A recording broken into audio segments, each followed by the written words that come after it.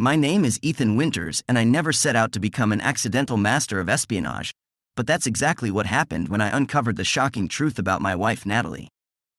We had been married for 23 years and had two wonderful kids together, our daughter Lily, who was 16, and our son Jack, who had just turned 14. From the outside looking in, we were the perfect family living a charmed life in the suburbs of Seattle. It all began on an ordinary Tuesday when I came home early from my job as a software engineer. I walked in the front door and heard Natalie's voice drifting down from our upstairs bedroom. She was on the phone and her tone immediately set off alarm bells in my head. "Yes, baby, today was amazing. I loved every second of it," she purred in a breathy voice I'd never heard her use with me. I crept up the stairs, careful not to make a sound. The bedroom door was ajar and I peeked in, my heart hammering against my ribcage. Natalie was standing in front of the full-length mirror, admiring herself as she slowly peeled off a slinky black dress I'd never seen before. She had on lacy red lingerie underneath that definitely wasn't from her usual practical cotton panty and bra sets. "I wish I could stay on the phone longer, but I need to jump in the shower before Ethan gets home," she said to whoever was on the other end. "Last thing I need is for him to catch on." She ended the call, and as she turned to toss her phone on the bed, I spotted an unmistakable red mark on the side of her neck, a fresh hickey I most certainly hadn't put there. Natalie noticed it too as she examined her reflection, letting out a frustrated sigh. "Shit, now I'll have to cover this up somehow. Why does he always have to leave a mark?" she grumbled to herself before padding into the ensuite bathroom. The first thing I did was check Natalie's phone after she went to take a shower. Unsurprisingly, it now had a passcode lock on it, which was out of character for her. In 23 years of marriage, she'd never once felt the need to keep her cell phone private from me. I grabbed the lacy red thong she'd cast off onto the floor and slipped it into a Ziploc bag I took from the kitchen. Maybe it was the software engineer in me, but my first thought was to have the DNA analyzed to see if I could get a match on the man-whore defiling my marital bed. My company had a high-tech biolab that did cutting-edge forensic work. I could probably sneak it into for testing. Next, I set up a hidden video camera in our bedroom, positioning it to have a clear view of the bed and the mirror where Natalie had been checking out her illicit love bites. If she was going to turn our home into her den of adultery, I was damn well going to catch it all on tape. I knew I needed to get out of the house before Natalie finished her shower of shame. I was liable to confront her, and I didn't want to tip my hand until I had rock-solid evidence of what she'd been up to. I went to a local dive bar to gather my thoughts over a stiff drink or three. The place was called Hank's Tavern, and I'd passed it a million times but never gone in. It had a certain seedy charm that matched my mood. I sat at the bar and the young bartender came over with an appraising look. "You seem like you could use a double. Rough day?" she asked. "You could say that," I said with a brittle laugh. "I'll take a whiskey, neat. One double coming right up." "I'm Jenna, by the way," she said, flashing me a sympathetic smile as she poured a generous 4 fingers worth into a glass. "Thanks, Jenna." "I'm Ethan," I replied, taking a long sip that burned all the way down. Over the next hour, the drinks and the conversation flowed. I didn't mention anything about my cheating wife, but it was nice to talk to someone who wasn't wrapped up in the mess my life had suddenly become. By the time I stumbled home just before midnight, Natalie was already asleep. Or pretending to be, at least. Normally she slept in the nude, but tonight she was wearing a baggy t-shirt and shorts, no doubt to cover up any more marks from her extramarital sexcapades. I waited until I heard her breathing even out before I snuck back downstairs and fired up my laptop. I remotely accessed the camera I'd planted in our bedroom and started scouring through the day's footage. Most of it was unremarkable, but there was a telling clip from right after I'd left and Natalie had gotten out of the shower. She dropped her towel in front of the mirror and thoroughly examined the love bite on her neck, poking and prodding at it with a frown. As if that wasn't incriminating enough, she then rummaged through her underwear drawer and pulled out an entire collection of skimpy bras and panties I'd never laid eyes on before. She took her time selecting a matching black lace set and then hid the rest back in the drawer, underneath her sensible cotton undies. I felt rage and nausea swirl in my gut as I watched my wife prance around in lingerie that was clearly for another man's enjoyment. I had seen enough to know that this was far from a one-time lapse in judgment. The next morning, I called up my best friend Cooper, who worked security at the naval base where Natalie was a part-time administrative assistant. Cooper was a no-nonsense former Marine who had a real talent for sniffing out bullshit. It was what made him so good at his job. "Co-op, I need your help with something. It's a sensitive situation, but I don't know who else to turn to," I said when he picked up. "Of course, brother, whatever you need. You know I always got your six," he replied without hesitation, using the military slang for having someone's back. I filled him in on everything that had transpired in the last 24 hours, from walking in on Natalie's incriminating phone call to capturing her inspecting her cheating body on hidden camera. To his credit, Cooper listened without judgment, even letting out a low whistle when I got to the part about her secret lingerie collection. "Damn, Ethan, that's heavy. I'm so sorry you're going through this, man. But we'll get to the bottom of it, I promise you. Nobody pulls one over on a Winters on my watch," he vowed. Cooper had a deeply personal stake in this particular brand of betrayal. His ex-wife Hannah had done the same thing to him a few years back. She'd been stepping out with some puffed-up local accountant, stringing Cooper along while she got her thrills elsewhere.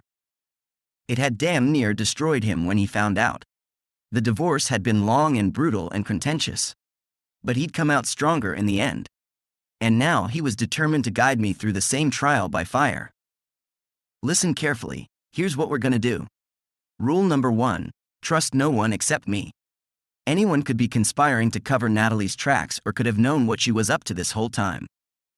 Compartmentalize this shit, alright? Got it. Trust no one, except you, I affirmed. Good. Now, we need to deploy some more sophisticated surveillance to really map her movements and communications. I'm talking GPS tracker on her car, voice-activated recorders in your house and her vehicle, keylogger on her computer to capture texts and emails. The works. We mount a full-fledged domestic espionage campaign until all her dirty secrets are out in the open. It felt surreal to be plotting to spy on my own wife, but I knew Cooper was right. Half measures weren't going to cut it, not with how long Natalie had clearly been deceiving me. It was time to treat this like a special ops mission and get to the truth by any means necessary. I'll get you all the gear and tech you need. Used to be real spook work, but a lot of it you can get at any electronics store these days. Scary how easy it is to play private eye, isn't it? Cooper said. You're telling me. Feels like I'm living in a damn Lifetime movie thriller, I sighed, scrubbing a hand over my stubble. But Coop, I appreciate you going above and beyond like this. I know it can't be easy given your history. I told you, Ethan, I got your back. Us military guys need to stick together. You're like a brother to me. And I'll be damned if I let some two-timing harlot put you through the same meat grinder I went through with Hannah. This time, we're gonna come out on top and she won't even see it coming, he said fiercely. With the help of my man on the inside, I threw myself into investigating Natalie's duplicitous double life. Through the GPS logs, I traced every one of her suspicious errands and appointments. Before the week was out, I had mapped an airtight timeline of her entire affair. The computer keylogger and voice recorders provided the final missing pieces of the puzzle. I learned my wife's paramour was a scumbag named Blake Peterson who worked in some vague defense contractor role at the naval base. He had a wife and 2 young daughters at home while he snuck around seducing his coworkers. I captured incriminating snippets of conversation between Natalie and her enabling BFF Chelsea, dissecting the details of her trysts and mocking me for being clueless. Under the guise of installing a new Wi-Fi booster, I loaded spyware onto Natalie's laptop that gave me a front-row view to all her risque sexting sessions with Blake and calculated plans to throw me off their scent. Worst of all were the emails she sent him waxing poetic about their explosive sexual chemistry, but claiming his inability to commit was why she had to content herself by playing house with boring old Ethan. Reading those words felt like Natalie had plunged her manicured nails into my chest and brutally ripped my heart out. The audio surveillance in Natalie's SUV was equally damning. Blake just goes at it so fucking raw. Like an animal in heat. Definitely not something Ethan would ever do, she told Chelsea with a smug little laugh one morning driving to her Pilates class. God, that sounds amazing, babe. Ethan's just too vanilla for you, always has been. He's a sweet guy, but you need a real man like Blake, Chelsea concurred. You're so right, Chels. This double life thing is such a rush. Having my perfect little wifey persona with Ethan, but getting to be a total slut behind closed doors with Blake. I feel like a spy. I gritted my teeth until my jaw ached, my hands balled into fists at my sides. Every word was like a dagger to my battered heart. Who the hell was this woman I'd devoted half my life to? That night, the wires I'd planted in our marital bed picked up Natalie initiating sex, trying to paw at me through the covers. I'd been giving her the cold shoulder ever since my suspicions took hold, unable to even fathom being intimate with her. I shut her down, feigning exhaustion from a brutal week at work. She huffed in annoyance, flopping onto her back. Jesus, Ethan, would it kill you to put out once in a while? We never have sex anymore. I nearly doubled over from the sledgehammer of her hypocrisy, but choked back the bitter accusations clawing up my throat. Maybe I'd be more interested if my wife wasn't out screwing her coworker on the side, I thought darkly. But I had to bide my time and play the role of the hapless chump a little longer. Natalie couldn't know I was onto her until I had compiled the full dossier of her deceit. With Cooper's black ops skills and my own tech savvy, I'd be able to hit her with a reckoning beyond her worst nightmares. This pattern of close calls and covert fact-finding missions continued for another tense week. I practically took up residence in Hank's Tavern, the dim lighting and stiff drinks a temporary refuge from the daily assault on my psyche. Jenna the bartender started looking forward to my visits, always ready with a sympathetic ear and a generous pour. I learned she was working her way through nursing school, picking up shifts slinging booze to make ends meet. Her gentle kindness was an unexpected balm to my mangled soul. Cooper worked his military contacts to get more intel on Blake and uncovered the bastard's long history of procurement fraud and embezzlement. He'd been gouging the government for years on shady contracts and lining his own pockets. It made sense why a pissant like that would get his rocks off sneaking around with other men's wives. He got off on taking what wasn't his. This weasel isn't just a garden variety adulterer. He's a crook and a predator. We can nail his ass to the wall for more than screwing around with Natalie if we play our cards right, Cooper said grimly. The proverbial final nail in the coffin came when I intercepted a string of messages Blake sent to Natalie, pressuring her to hook up at the seedy Apple Grove Motel during their lunch break the coming Wednesday. After digging through the base's security camera feeds, Cooper pinpointed Blake had been using this no-tell motel as the spot for his nooners with several women from work. It presented the perfect opportunity to get them both dead to rights. I know the owner of that motel, he's an old army buddy of mine. Rents out the rooms dirt cheap to enlisted guys, Cooper told me over a greasy burger and fries at Hank's. Can he get us in there before Blake and Natalie show up? Set up hidden cameras so there's no shadows, no doubt about what they've done? I asked. Oh, he'll get us full access, all right. Owes me about a dozen favors. We can either book the room next door or set up shop right in their little love nest. Wherever it'll get us the best shot, he said, giving me a sly wink. Jenna came over to clear our plates, her blonde ponytail swaying. You boys cooking up trouble again? She teased lightly. I forced a tight smile, not wanting her to worry. No more than usual, Jenna. But speaking of, why don't you let us cover your tab tonight? Call it a future nurse discount. Oh, stop, you don't have to do that, Ethan. I'm just glad to see you out of the house. You're in here more than my regulars some weeks, she said, squeezing my shoulder. I know, I've been burning it at both ends lately. Just got a lot on my mind. But I do appreciate you putting up with my sorry ass. You're gonna make one hell of a nurse with that bedside manner, I said. Jenna ducked her head, a pretty blush coloring her cheeks. Well, when you put it that way, guess I can let you buy a round or two. Only because you asked so nicely, though. She sauntered off to handle her other tables and Cooper let out a low whistle. That girl is into you, man. Don't think I haven't noticed all the doe eyes and hair twirling. Sure, co-op. I'm just another middle-aged sad sack crying into his whiskey. She's probably used to humoring guys like me so we don't get sloppy, I said, shaking my head. Okay, Ethan, you keep telling yourself that. I know. The day of reckoning arrived with a sense of grim satisfaction. Cooper and I staked out the Apple Grove Motel, watching from the room next door as Blake and Natalie arrived for their sordid midday rendezvous. Just as Cooper's army buddy had promised, we had the whole scene wired for sound and video from every angle. There would be no escape from the truth. Bile rose in my throat as their cruel laughter and ecstatic moans echoed through the tinny speakers. But I refused to look away, even as the images seared into my brain. Let them be the starring players in the film that would rewrite both our futures. After they finished desecrating their marriage vows, I heard Natalie's muffled voice, slightly out of breath. God, Blake, why does it always have to be like this? Secretly sneaking around in sleazy motels? When are you going to leave Angela so we can really be together? Don't start this shit again, Nat, Blake spat in annoyance. You know damn well it's not that simple. I've got too much to lose right now. My whole career, my money. Angela would bleed me dry and take my girls if she found out about us. And what about me, huh? I'm just supposed to wait in the wings forever? Put up with Ethan pawing at me every night when all I can think about is being with you? Natalie shot back, her voice wavering. Look, you knew what you were signing up for. I'm not the white picket fence type. But trust me, baby, no one makes you feel as good as I do. So how about you quit overthinking it and just enjoy the ride, Blake purred. Cooper and I didn't wait around to find out. We had all the evidence we needed. He put an encrypted call into his federal contacts while I quietly seethed.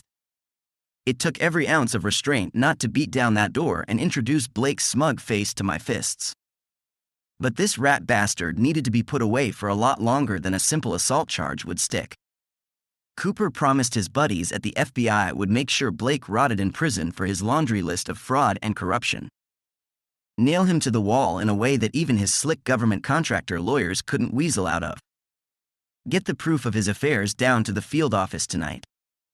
That'll be the ammo they need for his wife to crucify him in divorce court and walk away with everything. Angela Peterson is about to be a very wealthy woman, Cooper said with a vengeful smile. Back at Hank's Tavern that evening, I couldn't stomach more than a few sips of my usual whiskey. Too busy envisioning the siege that was about to rain down on Blake and Natalie's blissful bubble of adultery. Jenna took one look at my glazed eyes and tensed shoulders and poured me a tall glass of ice water instead. You seem like you're wired tight enough to snap, Ethan. Why don't you talk to me? Let me help carry some of that load, she coaxed gently. In a moment of raw honesty, the whole sordid tale came pouring out. Natalie's months of cheating, Blake's white-collar crimes, the depths of betrayal and rage and devastation. Through it all, Jenna listened without judgment. I had no idea you were going through something so awful, Ethan. You didn't deserve any of this, she said. Doesn't feel that way. Feels like I wasn't enough for her. Maybe if I'd been more attentive or adventurous in bed or made more money, she wouldn't have started screwing around, I said bitterly. Jenna's blue eyes flashed and she grabbed my face between her warm hands, forcing me to meet her gaze. You listen to me, Ethan Winters. You are a good man. A kind, decent, hard-working man. And that is enough, do you hear me? Natalie was selfish and cruel to do this to you and your kids. Her mistakes are not a reflection of your worth. Thank you, Jenna. You've been such an unexpected light in all this darkness, I murmured. She smiled, but it was tinged with a sadness I couldn't quite place. I know a thing or two about being broken by the people who are supposed to love you most. I would never wish that pain on anyone else. The moment passed and she was all business again. Now, can I get you something to eat? You're no good to anyone if you pass out from an empty stomach. I managed a weak chuckle. Yeah, you're right. Burger and fries sounds perfect right about now. By the time I left Hank's that night, some of the darkness had begun to recede. With the truth firmly in my grasp and the wheels of justice starting to turn, I felt a sense of purpose return. Blake and Natalie had no idea the storm that was about to engulf them. Cooper's predictions proved spot on. Within 24 hours of turning over the incriminating evidence to the FBI, Blake Peterson was hauled out of the office in handcuffs. Angela filed for divorce that same afternoon, armed with proof of his rampant infidelity. Half his net worth and full custody of their daughters were about to become the least of his problems. Natalie was blindsided when she got home from work. only to find me sitting at the kitchen island with a thick manila envelope. "Sit down, Natalie. It's time you and I had a little chat," I said. Her brow creased in confusion, but she did as instructed, perching on the edge of a stool.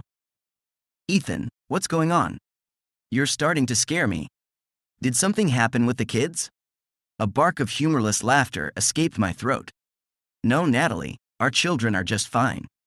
Blissfully unaware that their mother is a lying, cheating whore. Natalie reeled back as if I'd slapped her, shock and panic warring on her face. "What? How dare you speak to me that way?" I slammed my hand down on the counter, cutting her sputtering denial short. "Save it, Natalie. I know everything.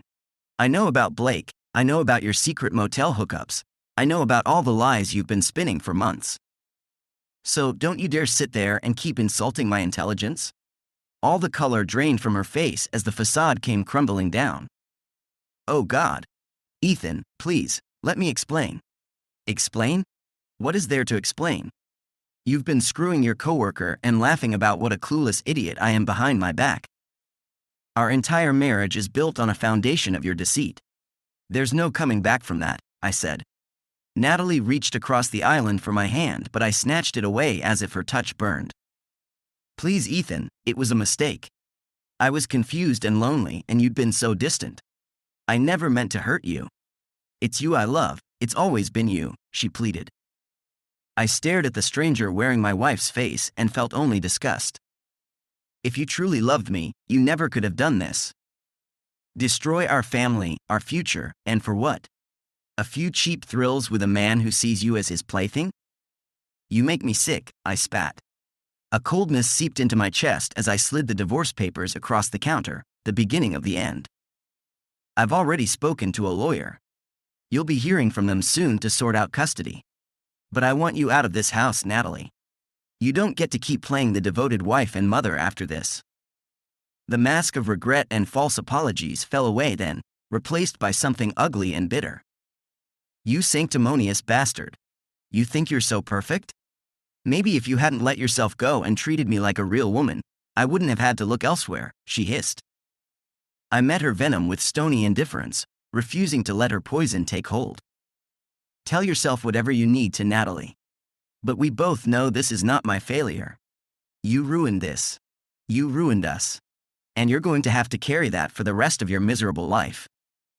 The divorce process was a painful blur, but I was determined to navigate it with as much grace and dignity as possible for the sake of my children. My lawyer, a shrewd and experienced woman named Diane, guided me through the legal labyrinth with a steady hand. She assured me that with the overwhelming evidence of Natalie's infidelity, I had a strong case for a favorable settlement. Still, it was agonizing to sit across from the woman I had once pledged my life to, dividing up our assets and hashing out custody arrangements like we were mere business partners. Natalie had the audacity to fight me on every point, as if she hadn't been the one to shatter our vows and destroy our family with her selfish actions. The worst moment came when we had to break the news to Lily and Jack. Seeing the confusion and heartbreak on their innocent faces as we explained that Mommy and Daddy wouldn't be living together anymore was like a knife to the chest. I held them as they cried, fighting back my own tears, promising that I would always be there for them no matter what. In the end, we agreed to joint custody, alternating weeks so that the children would have equal time with both parents. It wasn't ideal, but I knew it was important for Lily and Jack to maintain a relationship with their mother, despite her betrayal. I had to be the bigger person, to put their needs above my own anger and pain. Those first few months on my own with the kids were a challenge unlike any I had faced before. Learning to juggle work, household chores, and parenting solo tested me in ways I never could have imagined. There were nights when I collapsed into bed, physically and emotionally drained, wondering how I was going to keep it all together. But in those moments of doubt, I drew strength from my children's resilience. Lily and Jack adapted to our new normal with a grace that astounded me. They stepped up to help around the house, learned to confide in me in ways they never had before. Slowly but surely, we began to heal as a family unit of 3. It wasn't easy explaining to the kids why their mother had done what she did. I refused to disparage Natalie in front of them, even though there was a part of me that wanted to lash out and make her the villain of the story. Instead, I focused on reassuring Lily and Jack that the divorce was not their fault, that they were loved beyond measure by both their parents, even if we couldn't be together anymore. As time passed, the wounds began to scab over. The pain of Natalie's betrayal would always be a part of me, a scar I would carry forever, but it no longer consumed my every waking moment. I learned to find joy and purpose in my new life, to focus on being the best father I could be for my children. There were still moments of anger, of course. Flashes of white-hot rage when I thought about all the lies Natalie had told, the elaborate deception she had maintained for months on end. In those instances, I leaned on Cooper and Jenna to talk me down from the ledge. They reminded me that holding on to bitterness would only poison my own soul in the end. So I made a choice to let go, to forgive Natalie even though I knew I could never forget what she had done. Not for her sake, but for my own peace of mind and for the well-being of our children. I refused to let her selfish actions define me or control my future happiness. As the dust settled on our divorce, I realized that I was not only surviving, but thriving in my new normal. Lily, Jack, and I grew closer than ever, forging an unbreakable bond through the fire of our shared pain. We learned to find laughter and light in the darkest of times, to cherish the little moments of happiness that life offered up. I knew our path forward wouldn't always be smooth. There would be bumps and detours along the way as the kids processed the trauma of the divorce and adjusted to our altered family dynamic. But I also knew that we would face those challenges together, armed with the knowledge that we could weather any storm as long as we had each other. The divorce may have been the closing chapter on the life I had once imagined for myself, but it was also the start of a new story. A story of resilience, of hope, of a man and his children rising from the ashes of betrayal to build something beautiful and unbreakable. And that was a legacy I could be proud of, no matter what the future held. Thank you. Don't forget to hit the like button and, if you are over 18, don't miss the